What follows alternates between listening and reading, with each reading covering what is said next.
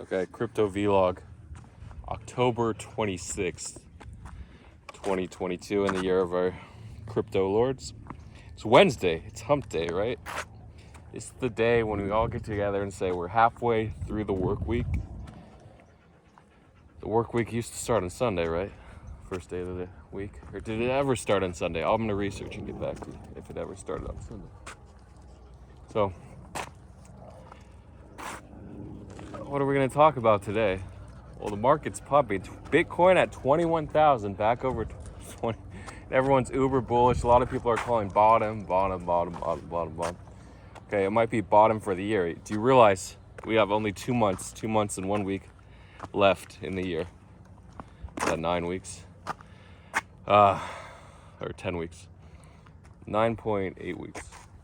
So, what does it mean for everyone else that's sidelined or wants to buy? It could be a good buying opportunity.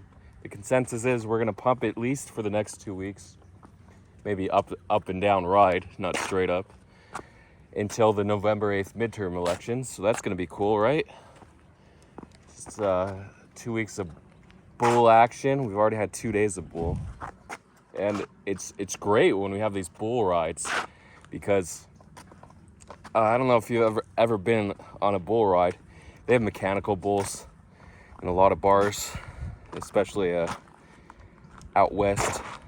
And if you go to Mexico, in parts of Texas, you can actually ride real bulls, but they don't let you do that unless you sign a waiver. Anyway, you could fuck up your back and your whole body and never have children again. So you ride the bull. The bull is a wild animal, and it goes up, but sometimes it goes down too. But it's just unpredictable. And when the bull starts, everyone gets on the bull, and then when the bull ends, that's bad news. That's what we had for 8 out of 10 months. We had bad. So actually, we had a rally in October, so 7 out of 10 months. I mean, March. I called March, April, October. But 7 out of 10 months were down. But those 3 months were pretty good. They weren't great, but that's all we're going to get in this market.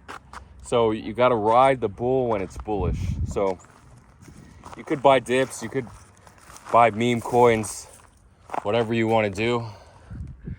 But the thing is, you have to sort of study it and figure out, this is how much money I want to lose, this is how much money I want to make.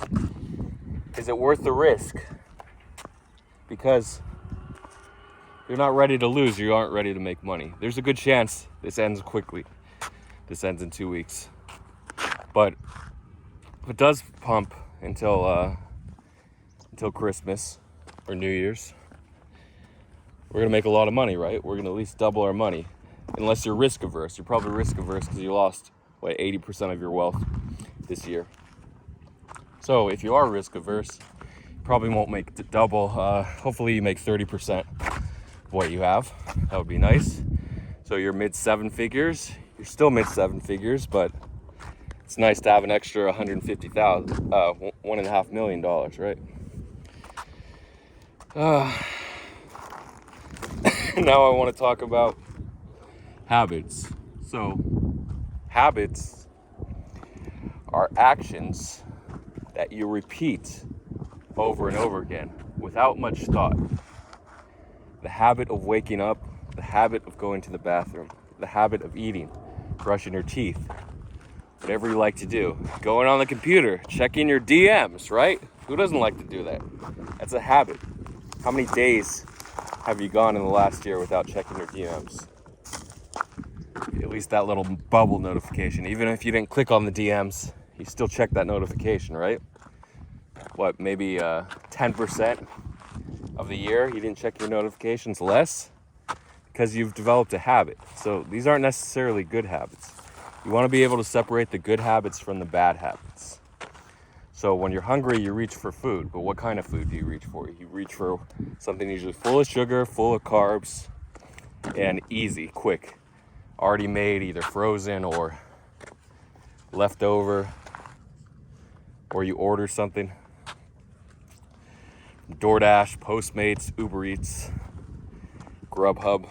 There's probably more now, but man, remember like 5 years ago when there was only 1 or 2 delivery services? Now they're all over the place because of the pandemic shot them into existence. So in trading, you want to develop habits that make you money. So what are these habits? So usually habits, good habits for making money, are a part of your, completely separate from your emotions. So emotions tend to get in the way. Emotions create luck and uncertainty. Emotions just, you see one thing and it has no basis in the data. Maybe a past event caused you to have that emotion now and causes you to either sell because your trade's underwater even though it's close to support, or the news catalyst has died, yet you hold because you're afraid it's gonna bounce, because you hate to see it bounce, the rally coming. So you just wanna look at the data, analyze the data, and set up your bots. I keep saying set up your bots, set up your scripts.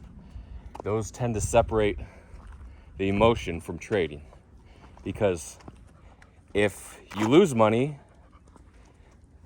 it's either because you wrote a bad bot, it was too late to buy or sell, or your data was bad. So one or the other, you can go back. It's not, I got emotional, I can't get emotional next time, I won't get emotional next time. Because you're always gonna be emotional. It's always gonna be a part of trading. There's very little you can do to avoid emotions without the aid of trading drugs. I know the Crypto Dodd used to promote nootropics, so if you want to look into those again, you can. Some work, some don't. But the majority of it is going to be in your mind, okay? Just the ability to hustle and the want and the habit of making good trades. These are automated trades. The majority of your winning trades are going to be automated or passive trades in a slightly bull or sideways market. These are going to be profitable trades based on data. But if it's a bear market, they're probably going to be losing trades if you're holding. That's why your scripts and bots are so important in this type of market. I'm not talking about the next few weeks where we might go up. I'm talking about just in general the next couple of years where we're probably going to keep trending down. This bottom, I don't think so. I mean, we might rally. We could rally 25. That seems like a good target. Then 30, that's really optimistic. That's going to create FOMO in the bull trap from 30 to 40K if we get that mean reversion from, what was it, 18 to 69K, whatever halfway that is. Was that, so 41 and plus 25, that would put us like at 40, right? 42. 43. 42 and a half. Anyway, this isn't a math vlog. So, yeah, we could rally hard, but it's definitely a bull trap. We're not going to see new highs for years. At least, at the bare minimum, 2 years. If we do, that'll be insane. That double bubble, crazy. Sorry for the diversion. So, I was thinking about sushi when I mentioned passive trades, because the investment of that huge hedge fund worth 5 billion, where they put 5 million into it. I forgot the name, but he's all over sushi right now.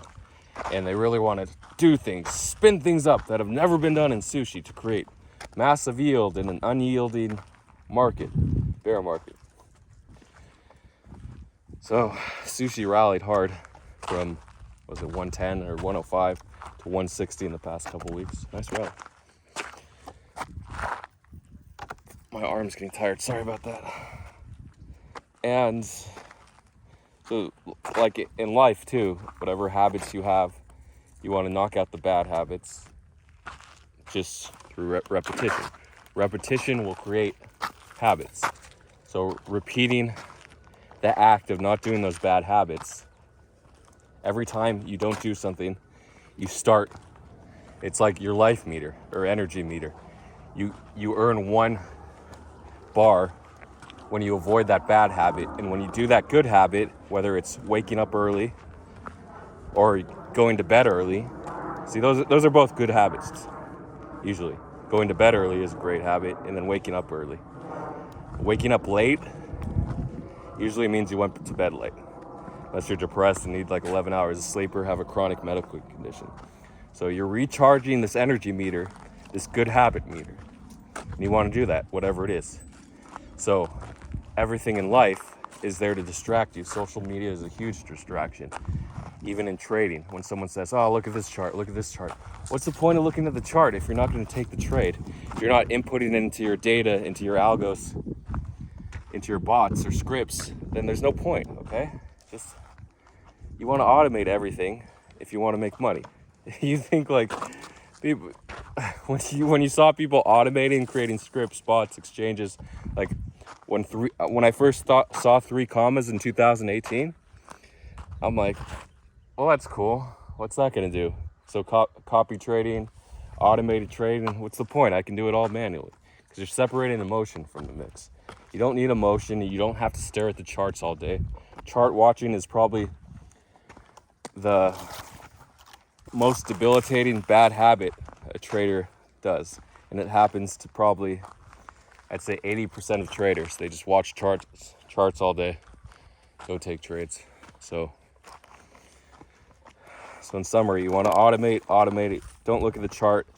Kick your bad habits through repeating not doing those bad habits and repeating doing your good habits. So going to bed early if you can, eating healthy if you can. A lot of people can't eat healthy because their whole lives, once they got out of middle school or went into high school or secondary school, they're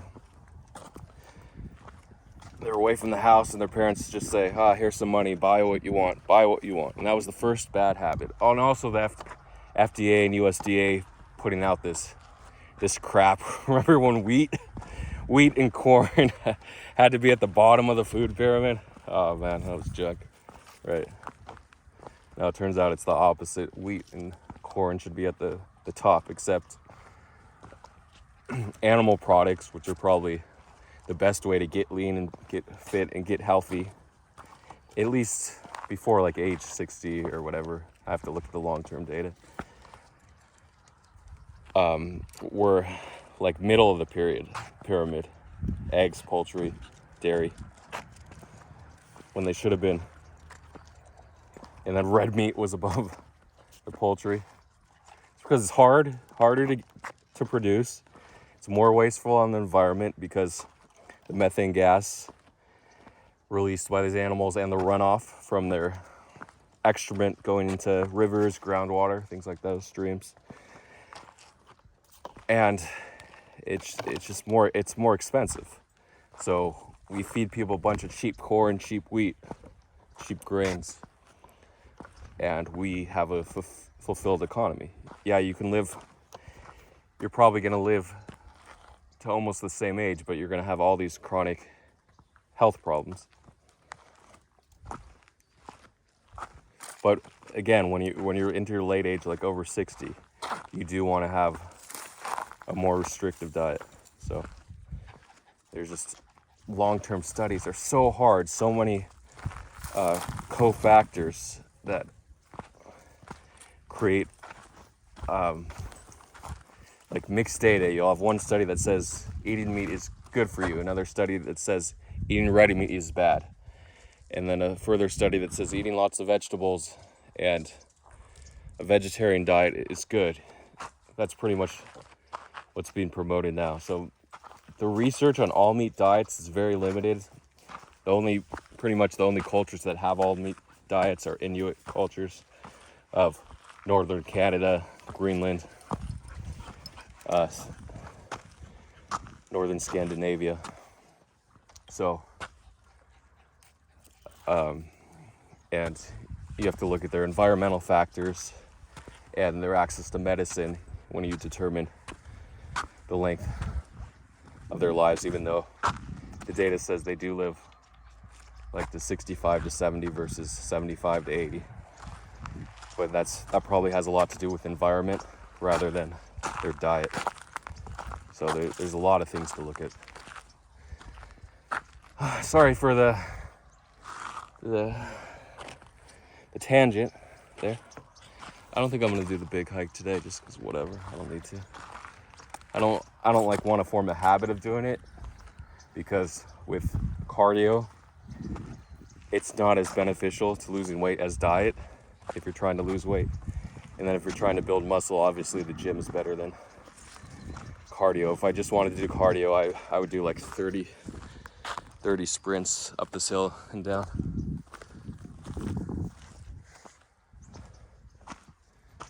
But can we go this way? Or should we go back? We'll go back and then we could go up. Even the smaller hill I'm avoiding? What's going on? Do I have a habit of not doing the big hike? Yes, that's why. A, because I don't really need to, and B, now it's a habit. So, special shout outs to, are we over 20 minutes? No. Over 20 minutes and they don't watch. That's what people said in Tick. Over 20 minutes and they don't watch. So special shout outs to all the winning traders and all the people that are watching my vlogs, like Temp, Marl, people that commented.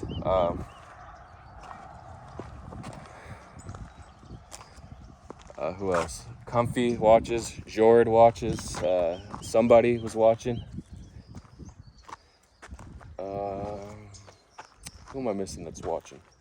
A lot of people are watching. Oh yeah.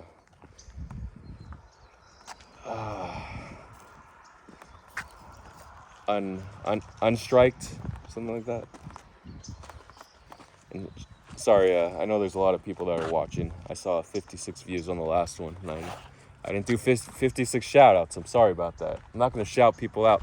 It's better not to shout someone out that doesn't watch than to not shout someone out who has watched. So that's why I'm not just shouting people at random. These are confirmed watches, confirmed views, 5 confirmed views. The rest could be bots. And remember, there's a lot of alpha out there. Don't blow it. And automate. Go over it again. Automate. Get rid of your bad habits. Start developing your great habits. And look at the data.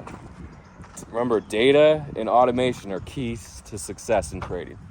Thanks for watching.